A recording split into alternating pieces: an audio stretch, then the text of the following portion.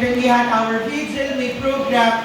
Ang highlight nito would be the exposition of the Blessed Sacrament. At syempre, ang final Mass na sinelebrate with all the delegates of the National Youth Day. And dito in-announce din, hindi ko na nasama sa slide, na the next NYD would be in Cagayan de Oro. Kailan? 2028! Hindi lang isa, dalawa, baka dalawa. So hopefully, someday you'll be able to experience yung mga naramdaman namin. Kasi it's not enough for us to share. Mas maganda kayo mismo ang maka-experience doon. Okay, now let's go to Our Lady of Peña Francia. So syempre dapat kasama ko sa picture. Dalawa kami ni ina.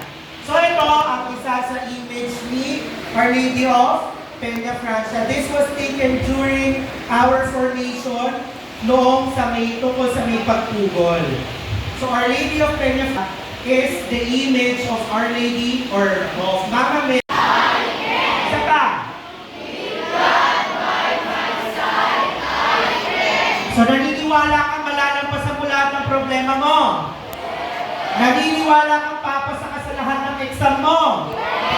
Naniniwala kang makakapagtapos ka ng pag-aaral? Naniniwala kang yayaman ka? Power! Yes, power! Sorry, mali. Okay, next. So, ito ang challenge ko sa inyo. Dahil kayo, saan parokya na? Mabuting Pastol. Ang mabuting pastol ay si Jesus na nagbibigay gabay sa mga tupa. Di ba tama? Dahil nagbibigay siya ng gabay sa mga tupa, nagbibigay siya ng ilaw at pag-asa sa mga tupa. Dahil kayo ay sa mabuting pastol na mula, sana kayo din ay maging mabuting pastol sa inyong mga katabi, tingnan ulit, at sa inyong pamilya pag-uwi ninyo. Okay. Kabataan ng mabuting pastol, meron akong isang request.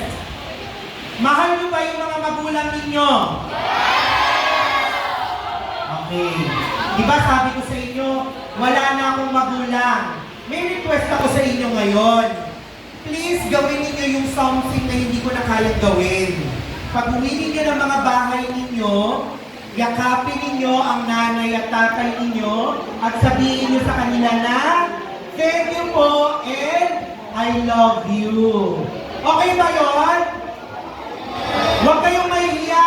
Yakapin ninyo at sabihin nyo sa nanay at tatay ninyo, bilang kayo ay kabataan ng mabuting pastol, sabihin nyo sa nanay at tatay ninyo na, Ma, Pa, Nay, Tay, Daddy, Mommy, thank you po and I love you. Sino ang gagawa ng mamaya pag-uwi? Taas ang kamay.